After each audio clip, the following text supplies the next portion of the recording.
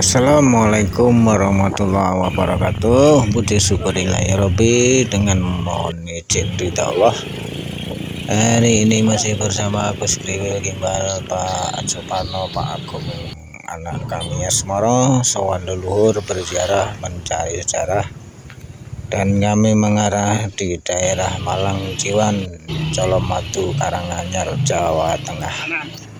Di sini ada makam marhum leluhur pepunden beliau yang di sini dikenal salah satunya Eyang Nyai Sedah Merah. Jika ada tutur perilaku tingkah laku ucapan dari kami kurang terapsila dalam beriara, kami mohon maaf lahir batin untuk warga masyarakat setempat, khususnya para pengurus makom.